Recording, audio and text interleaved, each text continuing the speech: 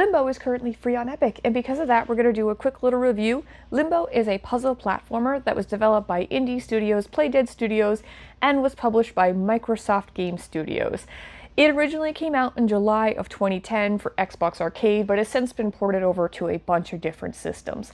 One thing you have to note about Limbo was this came out in a time where not a lot of indie games were really making big splashes, and when Limbo came out, it made a very big impact. The story is basically that you play as an unnamed boy who's searching for his sister, who's attacked by a giant spider, and basically you're trying to keep yourself alive while also searching for your sister, and that's all I'm going to tell you as far as the story. Limbo is a 2D platformer that incorporates a physics system that helps you navigate puzzles and platforms to help you progress the story.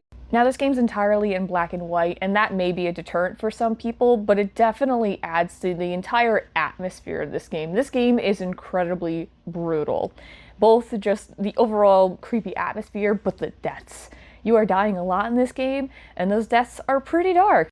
Reception for this game was actually very well received. In fact, it actually did receive some critical acclaim, which is like one of those reasons I wanted to highlight this game, because it's an indie game, and that generally doesn't happen a lot with indie games, although I would say within the last 5 or 10 years, we definitely have seen a lot more acceptance towards indie games, which they do deserve, because some of the best games I've ever played were made by indie studios, period, okay? AAA sometimes can't produce nothing.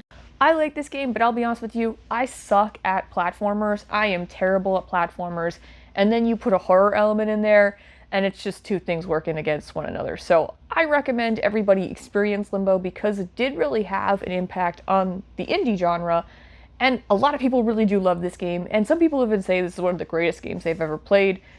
I don't know about that, but it is a really good game. And you can get it for free now, till June 5th at 11 a.m.